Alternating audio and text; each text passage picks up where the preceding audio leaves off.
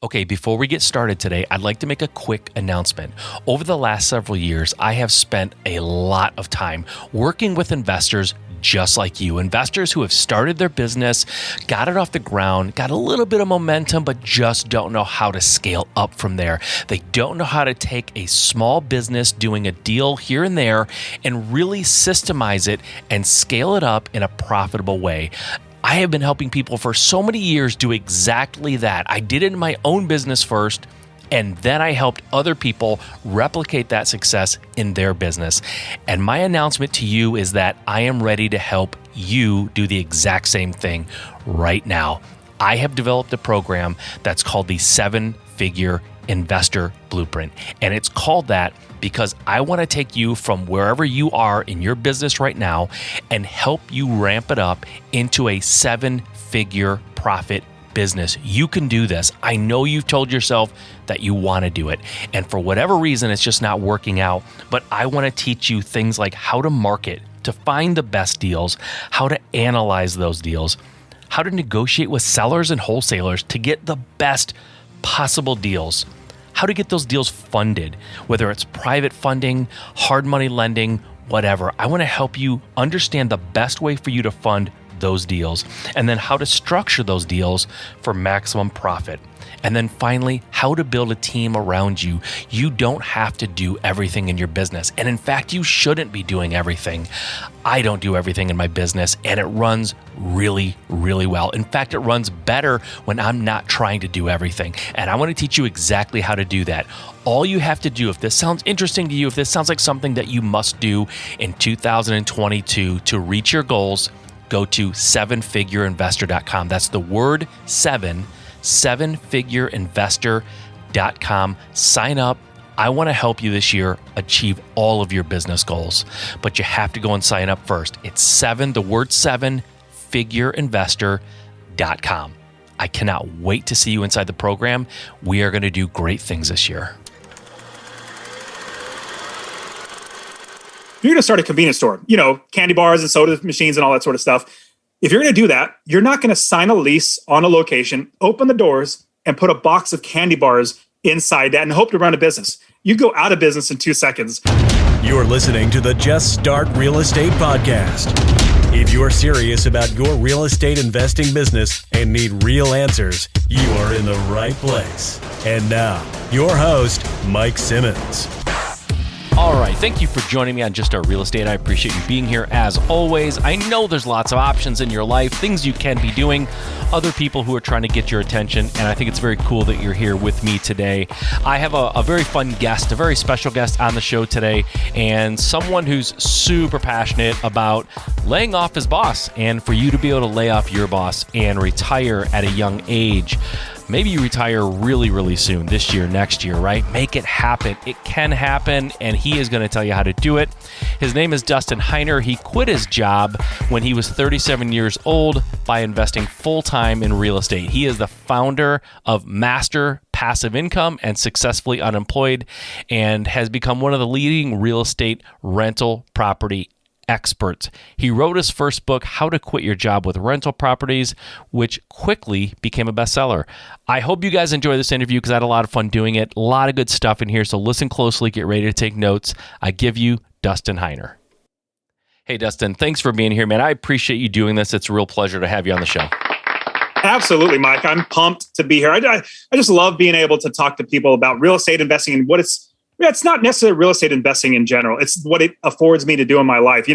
Not work a job and be able to hang out with great people like you and just share how awesome real estate investing is. So I appreciate you having me on the show. Yeah, great. I'm so excited that you're here. And I hear you, man. It's so awesome. Like in my former life, when I worked in the automotive industry in a cubicle and did that whole thing, the thought of in the middle of the day, like we are right now, it's 2:20 Eastern time, to be able to just sit here and have a conversation about real estate and stuff that we enjoy, it's so cool. And I'll tell you, probably one of the biggest benefits of working for myself and having my own business and having that freedom is I don't wake up to an alarm, and that's just magical to me. Like, I Seriously. love the fact that I'm not waking up to some I did that for a number of years, so I'm just stoked about it. I'm really mad when I do have to wake up to an alarm, like if I'm going to the airport or something early. But yeah, man, I hear you. It's great. I love talking to folks like you two who are passionate about what you do, and I know that real estate can and really probably should be the answer for a lot of people. So I like to demystify it, and having guys like you on to talk about it is so awesome. So let's do that. Let's dive in. Just to give people context, who are you? Where'd you come from? How did you get into real estate? What pushed you in that direction? Yeah, so I love investing in real estate. In fact, it's just now I'll fast forward to the end when I actually quit my job when I was 37 years old. And I'll quickly go back to and tell you how I got there. But when I was 37 years old, I was able to quit my job because I had so many rental properties that brought in passive income. And these properties were making a minimum of $250 or more from every single property. And those are the bare minimum. And so after so long, I was like, my goodness, even though I'm making $75,000 a year at this job, I'm losing money. I need to quit so I can make more money on my own. Now, I'll tell you a quick story that's going to show you how I was catapulted into real estate investing, and hopefully get all your listeners an idea that this could happen to them. So let me walk you through what happened. So all my life growing up, I've always been entrepreneurial, like business minded. I love business, but at the same time, I've always been taught, just like we all have, that we go to school, we get good grades. Then we go to college, get good grades, get in thousands and thousands of dollars into debt, and they get a piece of paper, a good degree. You take that, you try to get a job and get a career with that piece of paper. So I'm doing that all the while. Growing up, like I said, I'm entrepreneurial. So I had businesses. Like when I was 13 years old, I had a newspaper delivery route where I had bags and newspapers in there at 5 a.m., throw the newspaper and bang on garage doors, waking people up on accident, doing that. But then also graphic and website design company when I was in college, had a skateboard manufacturing business. I started a brand new convenience store and a pizzeria. And I've always been entrepreneurial, but I've always thought, because I was taught, just like we all are, to get a job, get a career, and work that career. And so I was working 9 to 5. I got to tell you this quick story. I was working a 9 to 5 job in California. I was working at a county there, a local governmental agency there. And I was doing IT work, regular 9 to 5 job, sit down all day working. And my wife and I started having kids. I still had, a couple of businesses. They weren't great, but they were businesses. And I bought 1 or 2 rental properties. And I thought, man, I really should become an investor. But, life and everything, I just set it aside. Now, my wife and I had 4 kids. And when my wife had our 4th child, I went on paternity leave. That's where the dad stays home just after the baby's born, changes poopy diapers and bonds with the baby, helps mommy and stuff, and then goes back to work. So I was off work for about 2 weeks, bonding with the baby. And then on a Friday, the next week that I get back, at Friday at 3:30 in the afternoon, I get a call from my boss's secretary, like the top dog. And she says, Dustin, would you please come to the boss's office? And I said, sure. And I hung up the phone and I paused for a second. And I thought to myself, why would they be calling me to the office? This isn't normal. Yeah. And as I sit there, I'm remembering a couple months before I went on paternity leave, there were some rumors or some rumblings going on that there could potentially be layoffs in the entire county. And I immediately shook that off. I was like, no, I have so much seniority. I've been here 14 years or however long it was. Working great. My bosses know I do a great job. I get raises all the time. So I immediately shook that off. Then I get up out of my chair and I walk down the hallway to my boss's office. Now, this hallway isn't very long. In fact, it's kind of short, but every single step that I take, it feels like the hallway gets longer and longer and longer. And my feet feel like they turn into lead bricks. And as I'm walking, the world starts feeling like it's starting to come down on my shoulders because it's dawning on me. This could potentially be the time that I lose my job, that I get laid off. Yeah. Well, as I'm walking down, I turn the corner and I see my boss's door. It's closed. And I see his secretary, super sweet, nice old lady. She looks at me and says, Dustin, would you please have a seat? And she's grinning at me sheepishly. She's kind of trying to console me with her eyes because she knows everything about what's going on. I know nothing about what's going on. So I go and I sit in the chair. And as I'm sitting there, I'm thinking about, oh my goodness, all this time working this job. And now I call it a JOB. It's a just over broke job. Yep. I'm working this just over broke job. And I went to college and worked, 13, 14 years here. And is this all a waste? All that time, money, energy, is that a waste? And then I started thinking, oh my goodness, my wife just had her fourth child.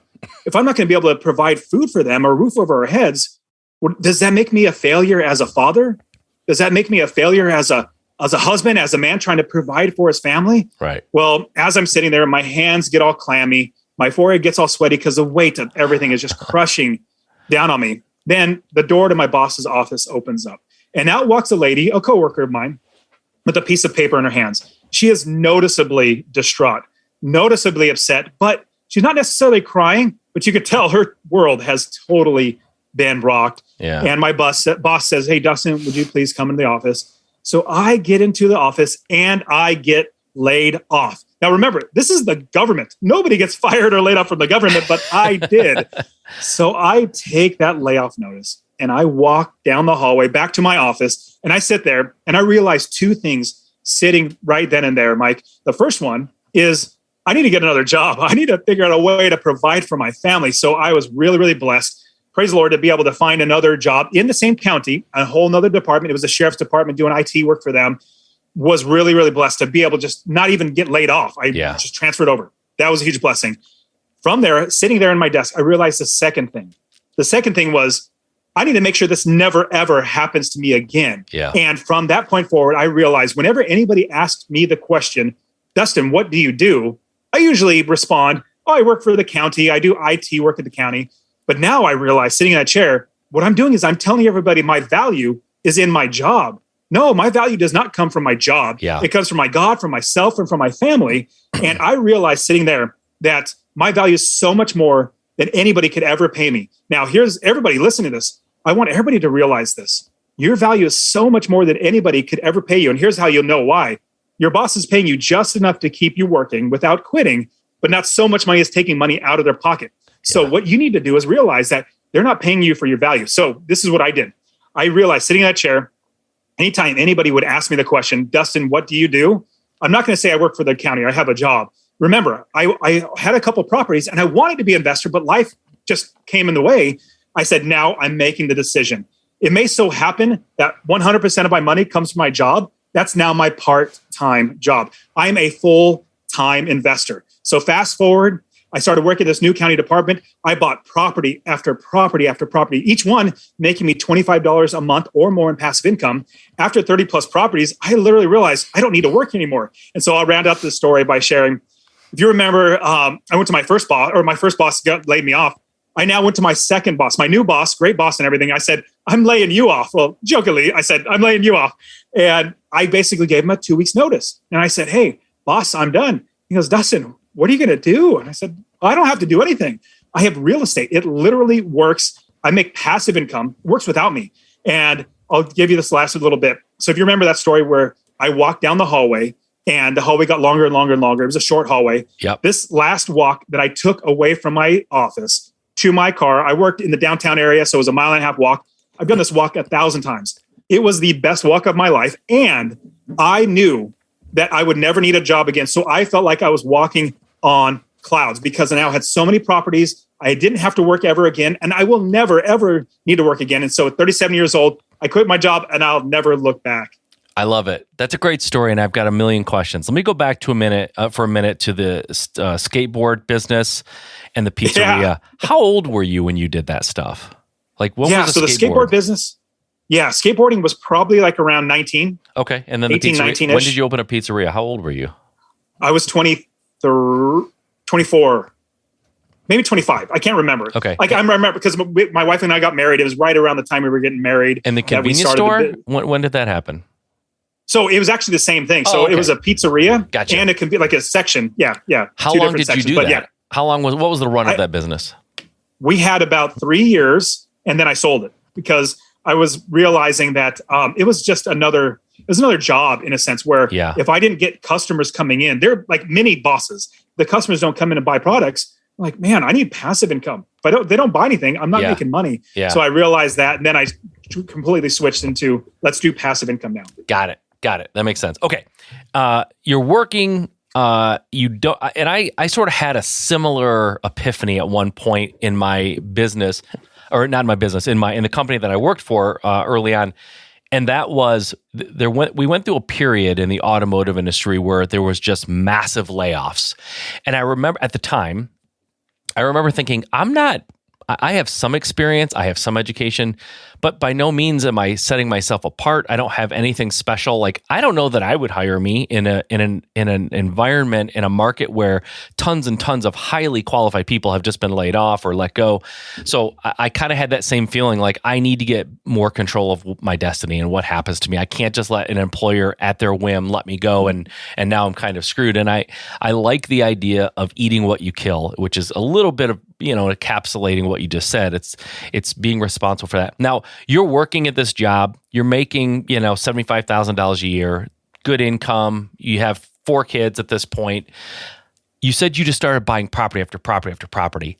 Where did you find them? How did you buy them? Like, let's get into those nuts and bolts a little bit for people who are they're sitting in their cubicle going, I want to buy tons and tons of houses, but I don't have any money. Like, what do I do? So in 2006, when I first started investing, I lived in California. And at that time, it's just like now, prices were just going up and up. So I said, I can't buy here in California. I need to buy some other place where they're lower prices, but I could still make passive income, because that's the goal, not appreciation. Appreciation is great, but if you think about it, I'm literally creating generational wealth with these properties. I don't have to sell them. I make money whether the market goes up, the market goes down, or the market goes sideways, because I invest for cash flow. And so all my kids, my 4 kids, I'm literally going to give these properties to my kids. Now, what I decided to do was invest in Ohio, of all places. I said, I didn't know what I was doing. So actually, I'll say this.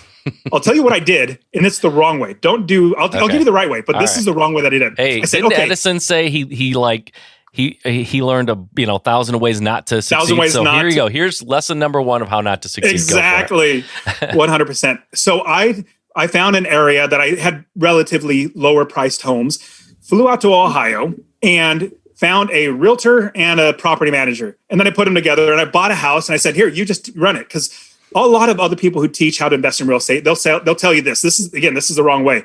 They say, you find an area of the country to invest. You find a property, you run the numbers. Then you buy, making sure you're making $50 a month in passive income, or, make sure you're breaking even because it's going to get appreciation, all that sort of stuff.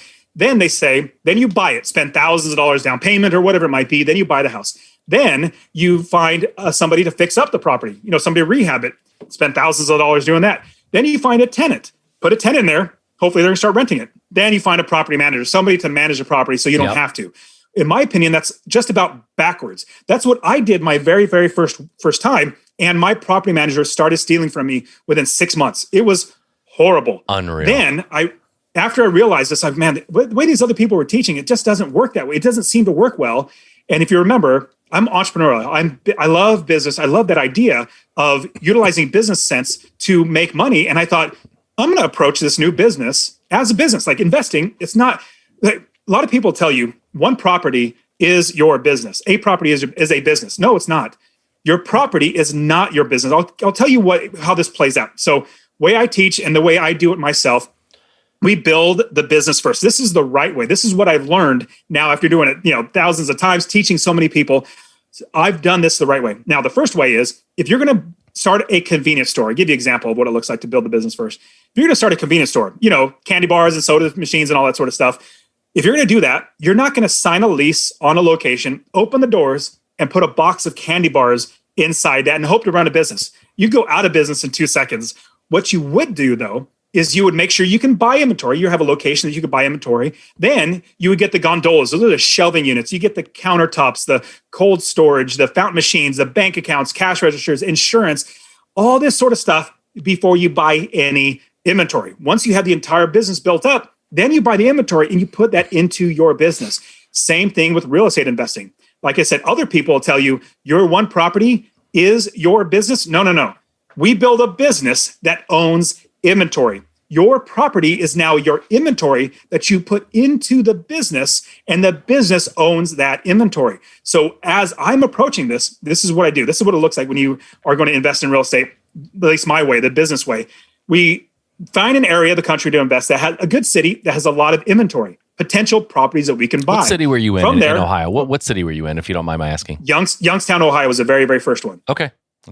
I'm from Michigan. That's why I'm mildly interested because I'm sort of next door to you there.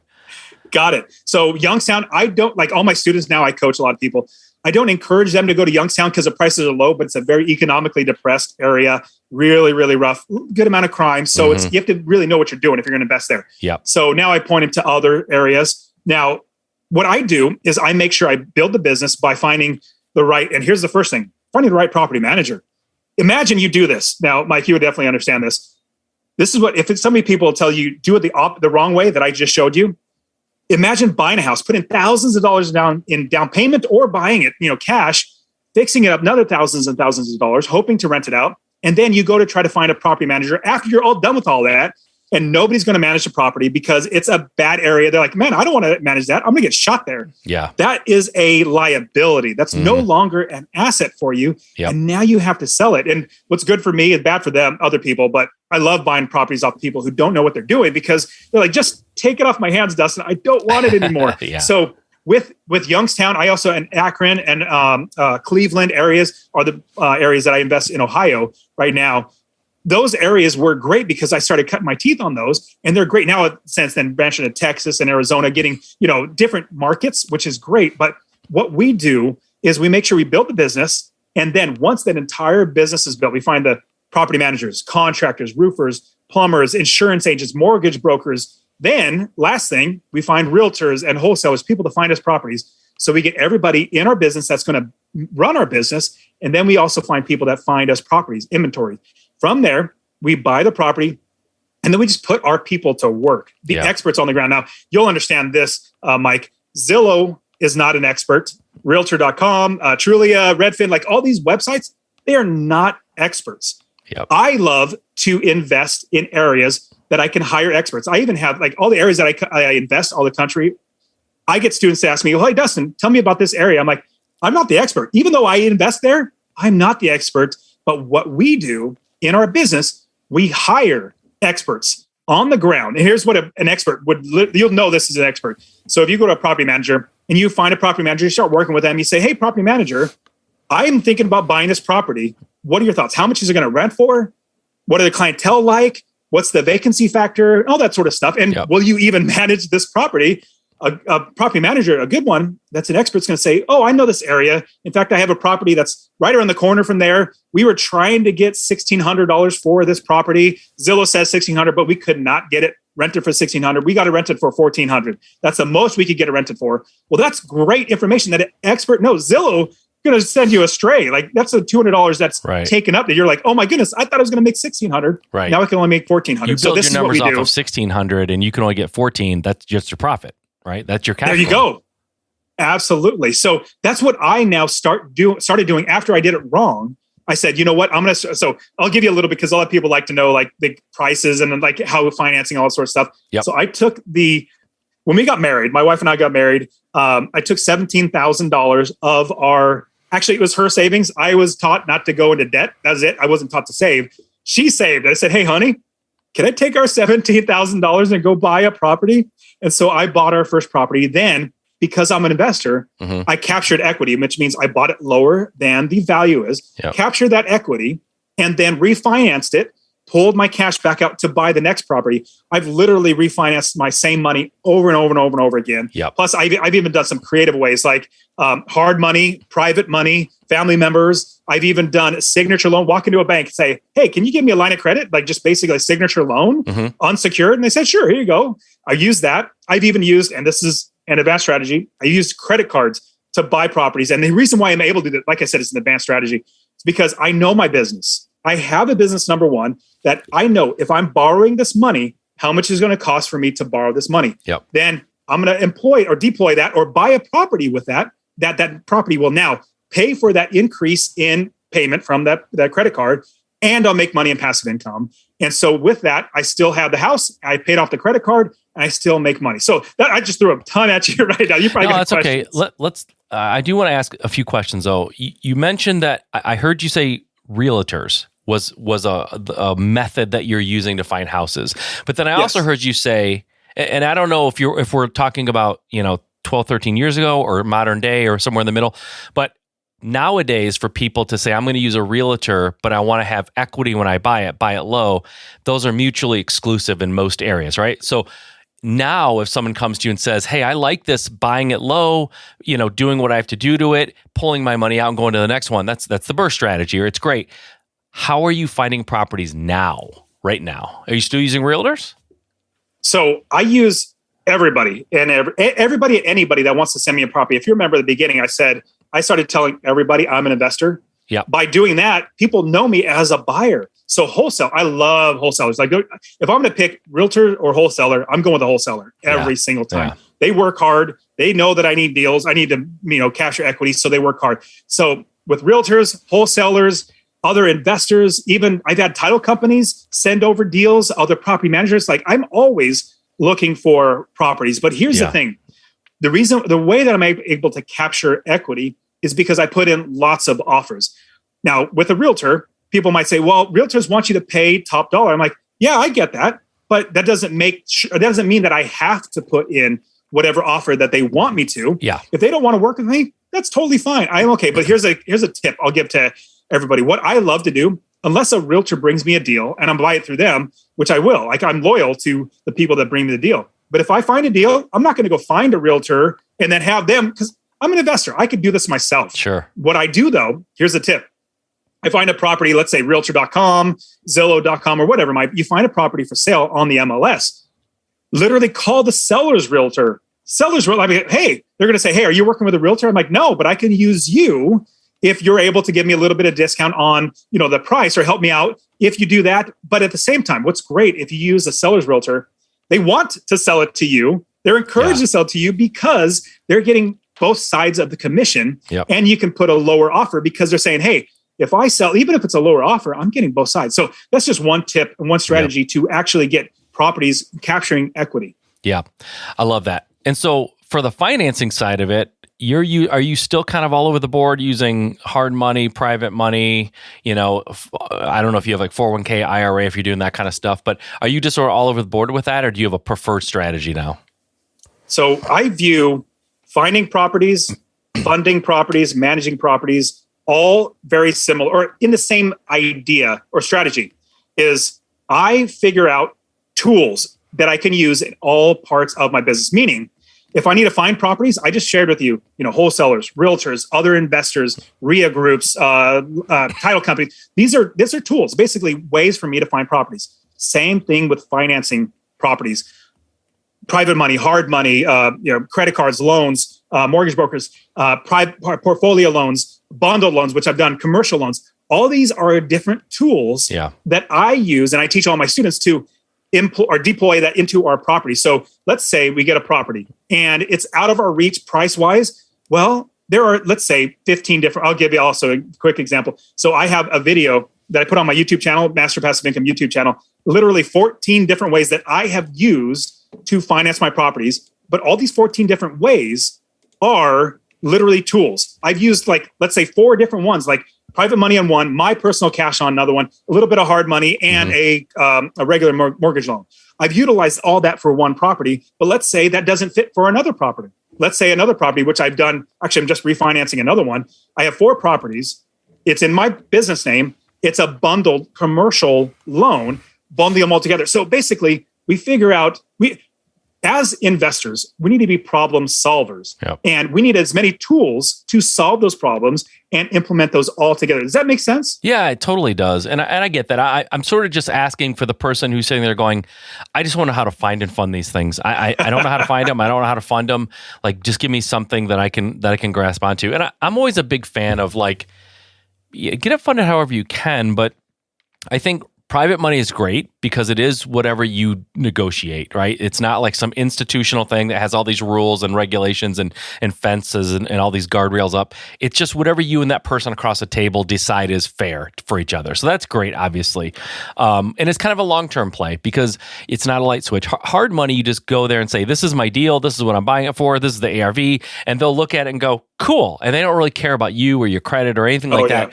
Private money people, they may or may not care about your credit or your experience. They care about you, and it's a relationship, exactly. Right? So if you're like, I want to get married, that doesn't happen overnight. It takes time to cultivate that relationship, right? You're 100% right. So in that scenario, hard money lenders apparently are like, that you can pay them to marry you, apparently.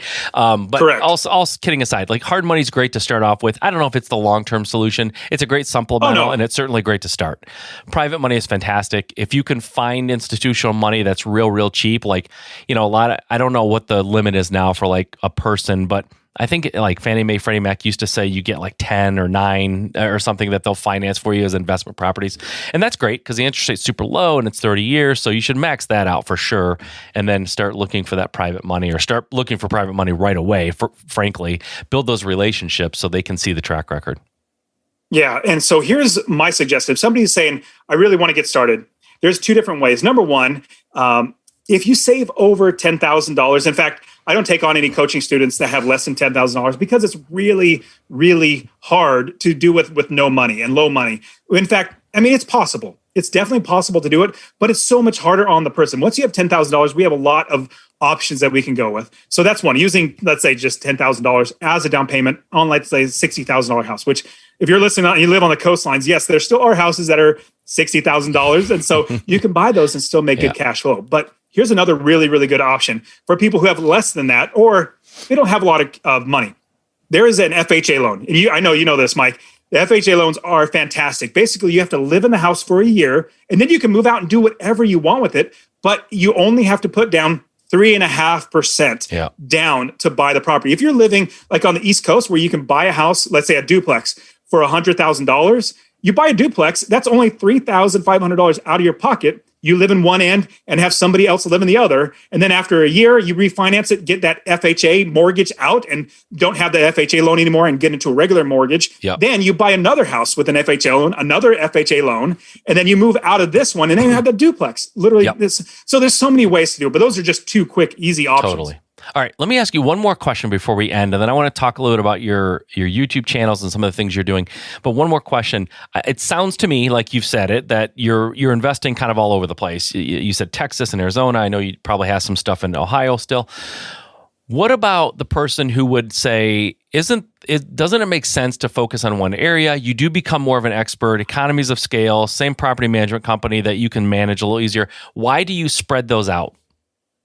So if you remember, my main goal was to quit my job, or at least I don't know if I said it specifically, but my main goal was to make sure nobody would take this ability to feed my family. So I needed to make sure I'm feeding my family. So that was my main goal, to quit my job, have money coming in. So I started investing in passive income. Now, I'll answer your question in just a second. So what I realized was if I buy one property and make me $250 a month in passive income, that's not working, making money. That's $3,000 a year. 10 properties is $2,500 a month. That's $30,000 a year without working. 20 properties is $5,000 a month, $60,000 a year in passive income. I just knew if I just keep scaling it, eventually I get there. Now, this is to answer your question. I knew that I need to scale my business. I need to get more and more. But once I had, and everybody's different, everybody's risk tolerance is different. For me, and because I get a lot of students, well, Dustin, how do I know when to look for a new area? I said, well, your risk tolerance is going to be different than mine. But here's my perspective. You want to build, remember, like we said, we build the business. We don't want to build the business, buy one and then move one house and inventory and then move on to the next one. We don't want to do that. We want to build the business and get a bunch of properties inside that one particular business. And then when we start feeling like, oh my goodness, like we're relying on this income, and this is what happened to me. We're relying on this income from this one area. What happens if the property manager goes bad, starts stealing from us, this new one, or like there's a earthquake and everything gets destroyed? Let's start looking at different areas. So this is what I did. I said, after, I think I was have maybe 15 properties in one area, I said, you know what? I need to start diversifying. And on top of that, I had plenty of time. Remember, I had a business running itself. I didn't do anything in my real estate investing business. In fact, people have heard of the book 4-Hour Work Week. Well, I don't want to work 4 hours a week. I don't want to work 4 hours a month. I maybe work 30 minutes a month on all my properties by looking at the property management statements and then putting them aside to go back to playing with my kids. So what I did was, after I had enough properties where I felt like this is working well, let me start building another business in a whole new area so that I can actually have a whole nother pond, a fishing pond, basically, to find more properties. And then I started scaling. Now, at the same time, I'm still buying properties in the first area, but I'm just building up a whole brand new area, basically 2 fishing ponds. Now I have 3, 4, 5, 6. And so it's just great having so many ponds, but I have people, like I said from the beginning, sending me deals. I have managers already managing, contractors. Like I already have everybody set up and I don't have to do anything. It's just build a whole nother business in a new area when I want to. I love that. It's about diversification, really. It's just don't let any one thing ruin your business, your life, your income, your family's income. I get that. Okay. So I know we talked a little bit offline before we got started here about your YouTube channels. I had some questions. I'm going to be starting one this year. Tell us about your YouTube channels and what people can find if they go there.